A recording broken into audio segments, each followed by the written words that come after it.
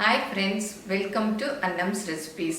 இன்னைக்கு பொன்னாங்கண்ணி கீரை பொரியல் எப்படி செய்யலாம்னு பார்ப்போம். பொன்னாங்கண்ணி கீரை இந்த மாதிரி இருக்கும். இது ரெண்டு டைப்ல இருக்கு. இந்த மாதிரி சின்ன இலையாவும் இருக்கு, பெரிய இலையாவும் இருக்கு. எது கிடைச்சாலும் செய்யலாம், எல்லாமே நல்லதுதான். இது எங்க வீட்டு மாடி தோட்டத்திலே விளைஞ்ச பொன்னாங்கண்ணி கீரை பாருங்க, நல்லா கொழு கொழுன்னு இருக்கு. நான் நிறைய பேர் கேட்டிருந்தீங்க மாடி தோட்டத்தில் கீரை விதை போட்டு எப்படி வளர்க்குறதுன்னு. அந்த வீடியோலாம் எடுத்து வச்சுருக்கேன். கீரைங்கிறதுனால வளர்ந்து கொஞ்ச நாள் ஆகி தான் நம்ம வீடியோ அப்லோட் பண்ண முடியும். இன்னும் ஃபினிஷிங் ஸ்டேஜில் இருக்குது. முடிஞ்சதும் நான் அப்லோட் பண்ணுறேன். இந்த பொன்னாங்கண்ணி கீரையை இந்த மாதிரி கட் பண்ணிட்டு இலைகளாக எடுத்து வச்சுருக்கேன் பாருங்கள். இந்த மாதிரி இலையாக எடுத்துக்கணும். எவ்வளோ நீளமாக இருக்குது பாருங்கள். நம்ம வீட்டில் விளைஞ்சதுனால இவ்வளோ நீளம் இருக்குது. நம்ம கடையில் வாங்கினாலாம் இப்படியே இருக்காது இல்லையா. நிறைய பேர் அப்புறம் கேட்டிருந்தீங்க, செடிகளெல்லாம் நீங்கள் காசுக்கு கொடுக்குறீங்களான்னு. நாங்கள் காசுக்கு கொடுக்கல. கொஞ்ச நாள் முன்னாடி கிஃப்டாக தான் நிறைய பேருக்கு அனுப்பினோம். அவங்கெல்லாம் கூட எல்லாருமே நல்லா வளர்த்துருக்காங்க. ஃபோட்டோஸ் எல்லாம் அனுப்பியிருந்தாங்க. நான் கூட அதை கம்யூனிட்டியில் ஷேர் பண்ணியிருந்தேன். இன்னும் நிறைய பேர் அனுப்பியிருக்காங்க. எனக்கு டைம் தான் இல்லை அதெல்லாம் ஷேர் பண்ணுறதுக்கு. எல்லாத்தையுமே சேவ் பண்ணி வச்சுருக்கேன். டைம் கிடைக்கிறச்ச நான் அதை கம்யூனிட்டியில் ஷேர் பண்ணுவேன். இப்போ இந்த கீரையெல்லாம் இலையாக ஆஞ்சிக்கணும். இதுக்கு இந்த பொன்னாங்கண்ணி கீரை பொரியலுக்கு 2 ஸ்பூன் அளவு பாசிப்பருப்பு, அதை நல்லா கழுவிட்டு ஒரு 15 நிமிஷம் தண்ணியில் ஊற வச்சுக்கணும். பொன்னாங்கண்ணி கீரை கண்ணுக்கு நல்லது. அதோடு இல்லாமல் இது ஸ்கின்னுக்கும் ரொம்ப நல்லது. இதை ரெகுலராக சாப்பிட்டோம்னா நம்ம ஸ்கின் பொன் மாதிரி ஆகிடும் அப்படின்னு கூட சொல்லுவாங்க.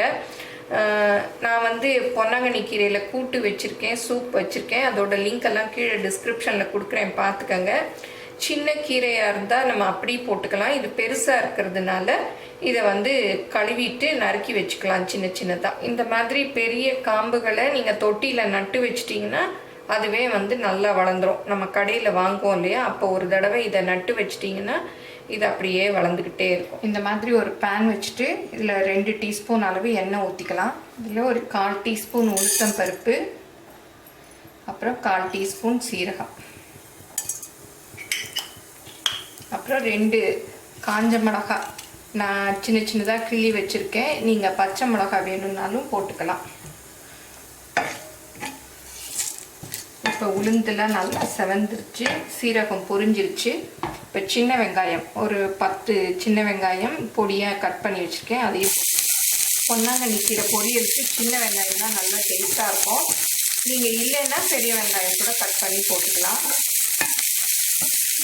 இந்த அளவு வதங்கினா போதும். இப்போ கீரையை இந்த மாதிரி கழுவி நறுக்கி வச்சுருக்கேன், இதையும் போட்டுக்கலாம்.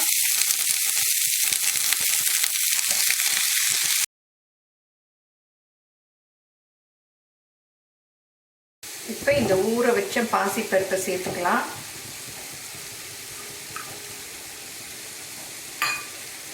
நல்லா மிக்ஸ் பண்ணி விட்டுலாம். அந்த தண்ணியோடே சேர்த்துருங்க. அது கீரை வேகிறதுக்கும் இந்த பருப்பு வேகிறதுக்கும் சரியாக இருக்கும். இப்போ உப்பு போட்டுக்கலாம். உப்பு பார்த்து போடுங்க, ஸ்ப்ரெட் பண்ணி போடுங்க, இல்லாட்டா ஒரே இடமா இருக்கும். நல்லா மிக்ஸ் பண்ணி விட்டுலாம். நிறைய பேர் கேட்டிருந்தீங்க மூடி வச்சு வேக வைக்கலாமா அப்படின்னு. மூடி வச்சு வேக வைக்கலாம், ஆனால் க்ரீன் கலர் கொஞ்சம் மாறிடும். கீரை மூடி வைக்காமே கூட சீக்கிரம் வெந்துடும். அது நமக்கு டயத்தை பொறுத்து. கொஞ்சம் டைம் இருந்தால் திறந்து வச்சு வேக வைக்கலாம், இல்லை சீக்கிரம் நமக்கு கீரை வேணும்னா மூடி வச்சு வேக வச்சுக்கலாம். இப்போ நல்லா வெந்துருச்சு. அந்த பாசிப்பயிறு ஊற வச்சோம் இல்லையா, அந்த தண்ணியிலே அது நல்லா வெந்துருச்சு. இப்போ தேங்காய் போட்டுடலாம்.